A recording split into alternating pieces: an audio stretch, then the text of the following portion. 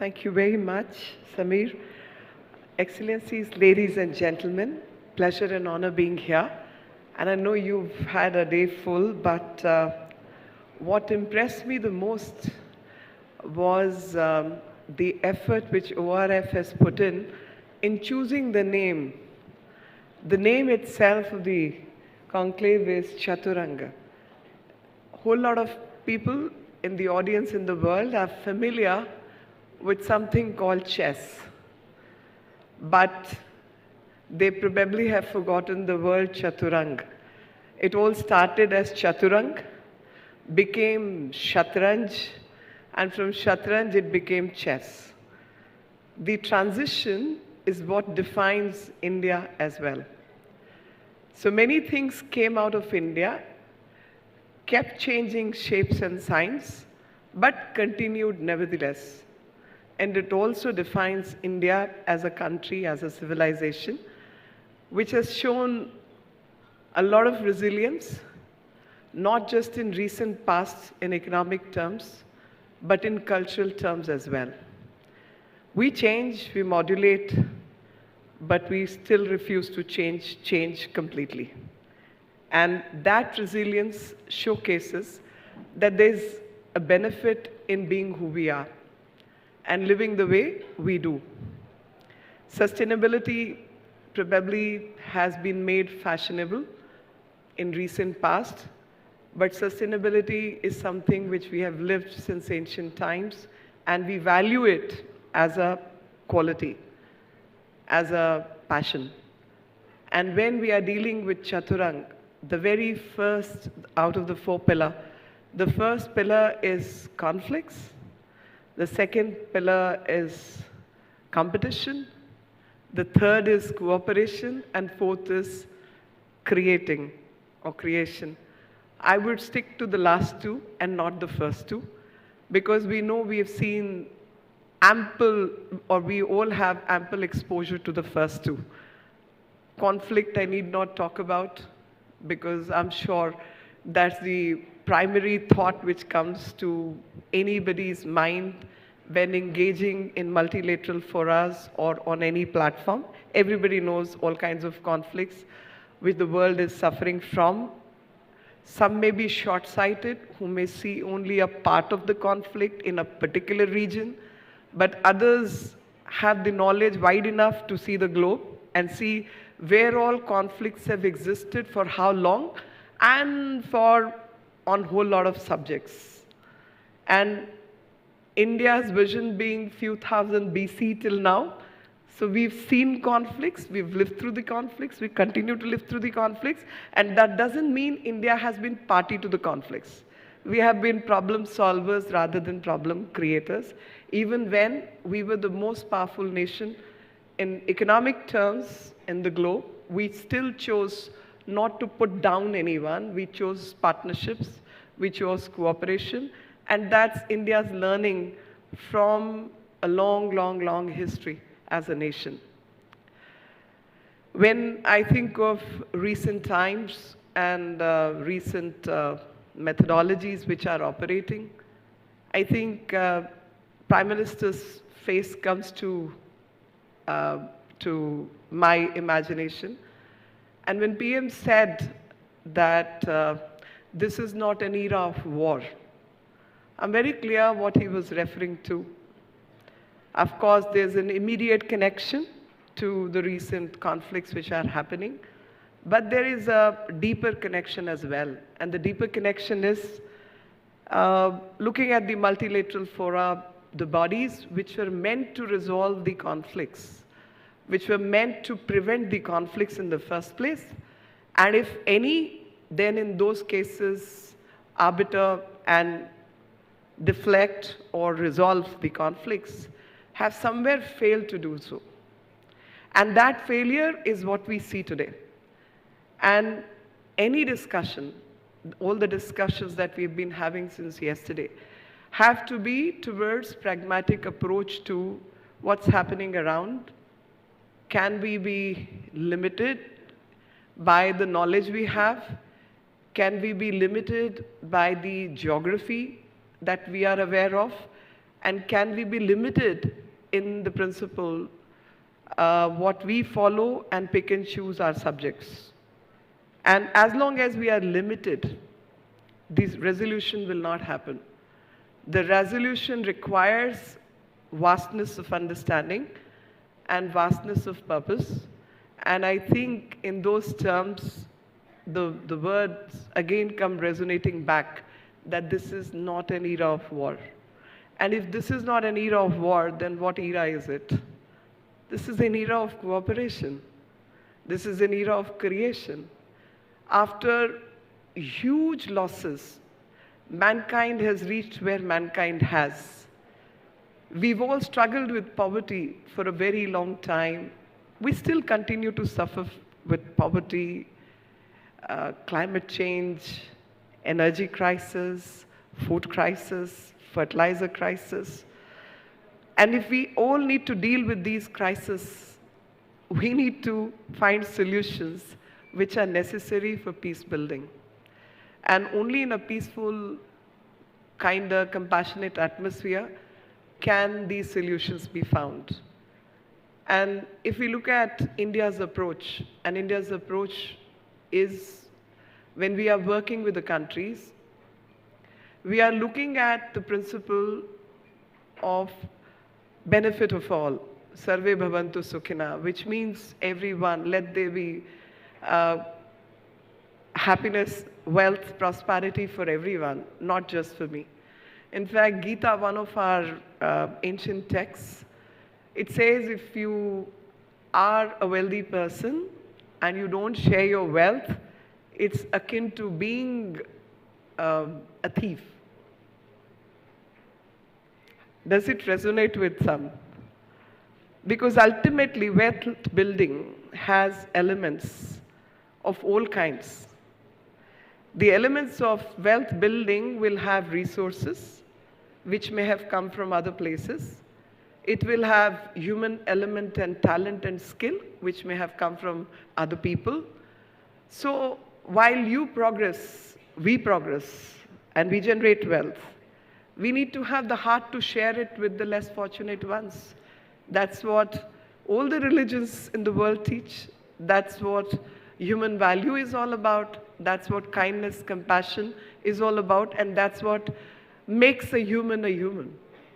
That while we revel in wealth, we need to have the heart to share it without agenda. The more important part is without agenda. We've all seen how certain nations will have agenda. Agenda based on looking down upon others, giving in alms, but that's not what sharing is all about. Sharing is about equality, and equality of purpose and a sense of dignity for others. Respect and dignity needs to be protected. And why, and from where my thoughts erupt from, we've been there once. And we've been there once. We've seen it all. And because we've seen it all, we have experience of all kind. And that experience which teaches us humility, that experience which teaches us value in sharing, respecting others, and kindness being at the core of our interactions. Thus, today's topic, which was assigned to me, was about developmental cooperation. It is here I wish to stop and say that we've heard the word aid. But when you deal with India, we don't use the word aid. We grant, we do give grants which are without any fetters, which do not have interest element. We do not create stadiums which do not have roads. So there is no hidden agenda. When we do things, this is out of sheer goodness, compassion and kindness, because we believe in sharing. And when we believe in sharing, this is also with a sense of respect and dignity to the people and the nations who may be less fortunate for the time being. Because we know fortunes can tilt and turn. We've seen too long a history. You're rich, you can be poor, and you can be very poor, and you can still become rich. We've seen it. And that cycle of life continues. So when you deal with India, we do not use the words grant and aid, we say developmental partnership. And in this process of development partnership, it just doesn't come as money on the table, with or without agenda, without modalities, but this comes with many other affirmative actions. The affirmative action could be in the form of capacity building, that you just don't create an airport and leave it, but you create an airport, but you also create a skill center. You also create a power center. You also train people. You also get skill training, roads, water, sustainability, energy consumption, all that along with it. So that's a whole ecosystem. So from capacity building to technical support, all this comes as a package. So on one side, this is about assets, it's about investments, it's about grant, aid. But when you call it and bring it under the head of developmental partnership, then partnerships are hand-holding. Partnerships are about capacity building. Partnerships are about seeing the human face behind the infra development. And when it comes to India, now imagine a country, I met somebody yesterday, I won't name the country, I won't name the person, but somebody said, oh, it's amazing to see India where it has come from a country which was seeking aid for food. And I looked at him and I said, well, quite a reminder. We were also the richest country in the world, and not way back, just about 100 plus years ago. And we were controlling 32% of the global GDP. Imagine. From there to a past where literacy rate fell down, agroeconomy had to get aid and grant in food to become a food surplus country today. And when we are a food surplus country, do we agglomerate everything for ourselves? Do we arm twist others into buying our goods? Answer is no. So while India has created the wealth of food security for itself, it doesn't mind sharing with others. I won't go into the details, but whenever there were issues and problems with several other countries, India has stood there from Mozambique to Seychelles to Ghana to many other countries, and most recent being Afghanistan. Afghanistan, we do not recognize the government, we do not have any diplomatic relationship with Taliban, but we see the hungry faces of those children and women. Through the World Food Programme of the UN, India is the country which has supplied 20,000 metric tons of wheat, and we continue to supply. This is the country you're dealing with. When we needed grant and aid, and people remember that they had to give grant and red wheat in my childhood, I remember those days. We got that as grant and aid, the wheat. But today, when we give the top quality rice and wheat to other countries, we do not call it grant. We call it developmental cooperation. That's where the difference lies. That's where the difference of thought process lies. And this difference of thought process can be seen even in our line of credit. Line of credit by a country which had its own struggles, which continues to be a centrist country when it comes to global north and global south.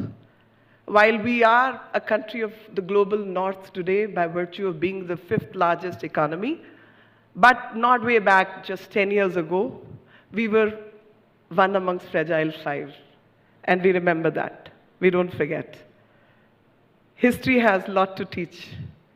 So how we changed from being fragile 5 to top 5 is itself a study worth being undertaken, is itself a study of country's resilience and celebrating what India stands for. A lot of hard work, a lot of intelligence, and youth power.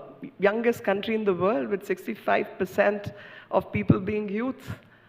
And this 65% has decided to make this country, as per our Prime Minister, a developed country by 2047. And this developed country has showcased to the world that within a span of 10 years, we could deepen the roots of democracy, make systems transparent, do away with corruption, take the distribution system to people who need it the most, and secure close to 48% of global digital transactions in this country. That is to be celebrated. This is the India you're dealing with. And this India, which has learned its lesson through hard work, our own struggles, is willing to share with everyone. And that sharing you can find in terms of capacity building. Capacity building which comes for free. Nothing entrenched within. There is no data stealing. It's all about sharing. And I'll give you the example. The example comes from the time which we all suffered during COVID-19. So when we were undergoing COVID-19, the world was undergoing COVID-19, India built its own vaccines, gave it to close to 160 odd countries, and we built a platform called CoWIN. I know how so many countries were wanting to sell this platform. But India, when made its platform, kept it an open source platform, offered it to anyone who ever wanted to use it anywhere in the world. Simply because we had to deal with 120 odd crore people, 1.2 billion people, whose vaccination charts had to be kept and certificates needed to be issued. But several other countries who could not pay for their own platform, but needed it the most, so we opened it for them, that they could use it without having to give any support or give any remuneration for that. And that goes to show what India is all about. That when we work towards, when we have gained expertise in any field, when we have improved on our own governance model and structures, it's open for all and we are willing to share. In technical field, this was technical support, so you can change it to any other format. Asian satellite network which we built, e-network which exists amongst 53 odd African countries where we are working on this particular network, multi-speciality hospitals within Africa, 15 of them within the country, in India, telemedicine, teleeducation, e-learning, Seychelles been given that. So this technical support has been shared with all. No encumbrances. Share. If you've learned, give it to others. And I was just going to say that in the past, when there were no IPR regimes, India shared its knowledge, whether it was Ayurveda or it was numeric system. I have a friend sitting amongst the audience who grew up in the Middle East. And I have to say this about the Arabs. So when Arabs got the numbers, the decimal system from India and the numerals from India, they called it Hindavi.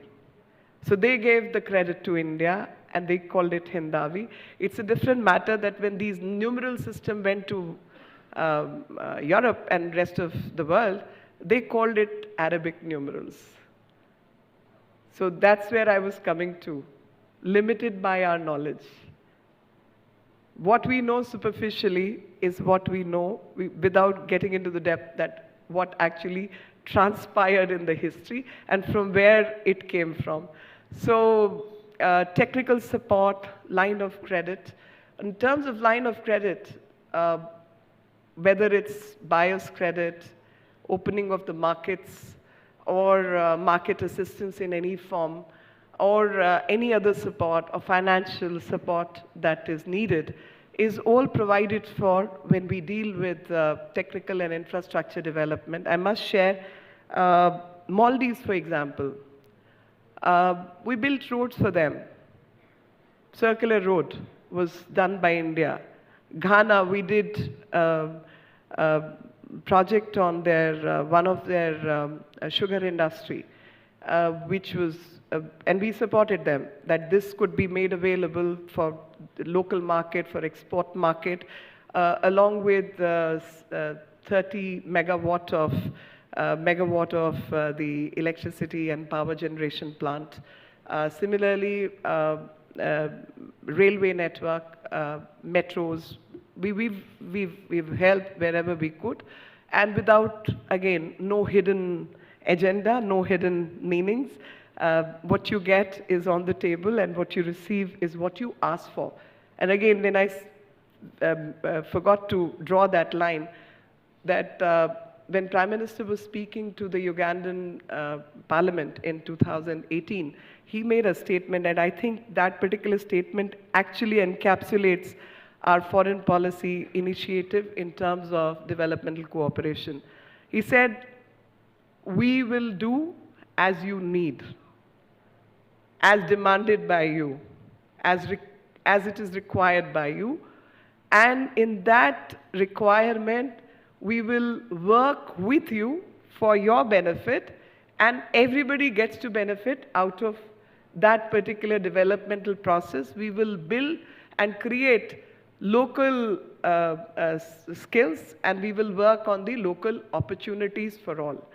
That's the kind of work which encapsulates India's foreign policy when it comes to developmental cooperation.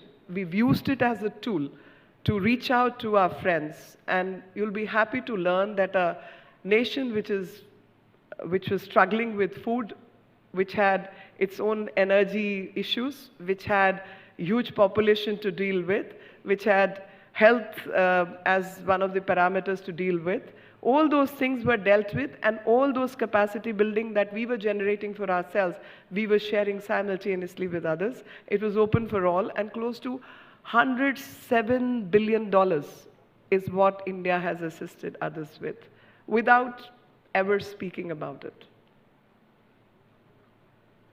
Education, health, and normally I say from information technology to infrastructure, from science and technology to sports, from preservation and conservation of various temples and heritage buildings. And I must stop here because I feel people know that when it comes to culture and heritage and preserving and conserving other buildings, India has done it for itself, but we've also done it for others. Lao PDR, we did project.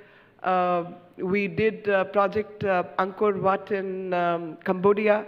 We've done projects of Son Temple complex in Vietnam.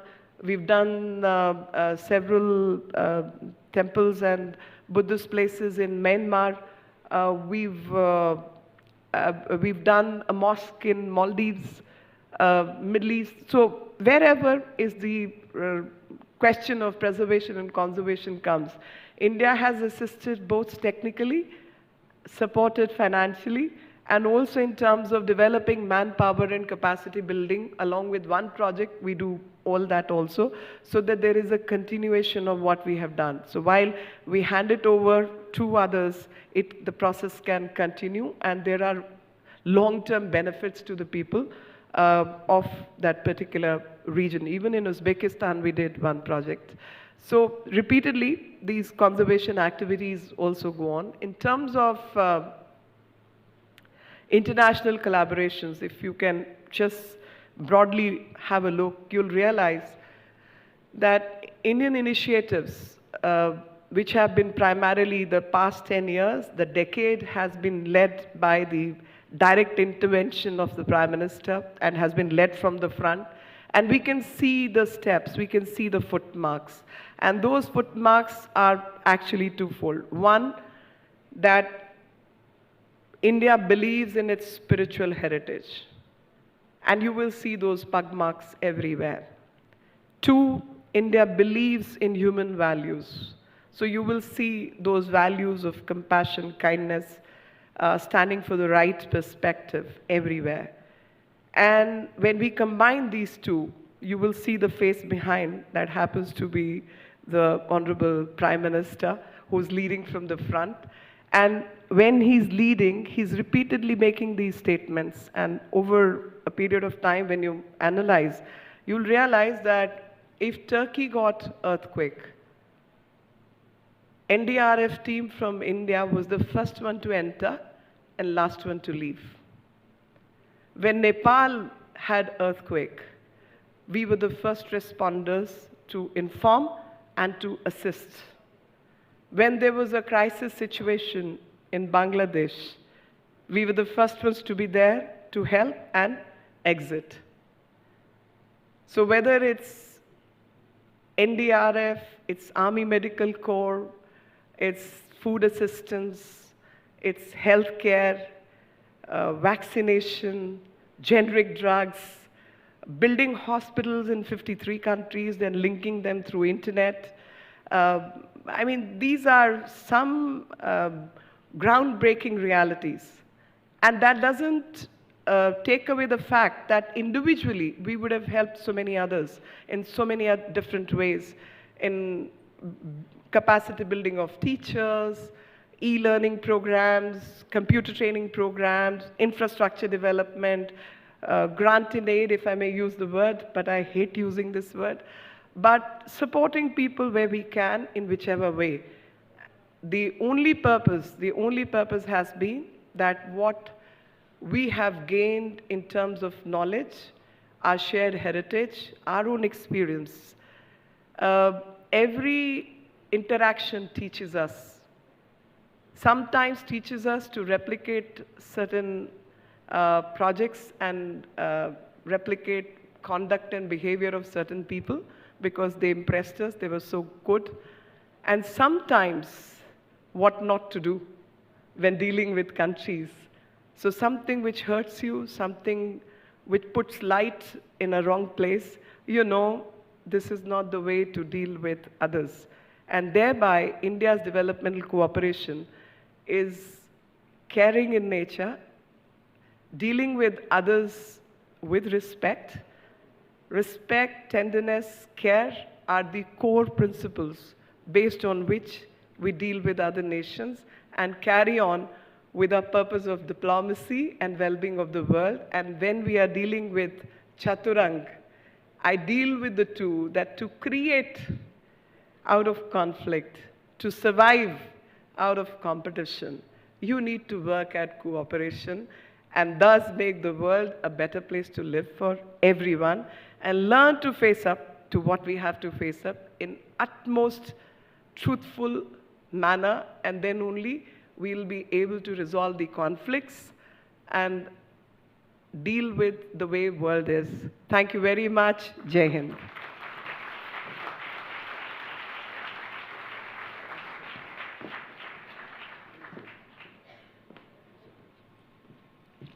Thank you so much, Minister Lekhi, for that inspiring address.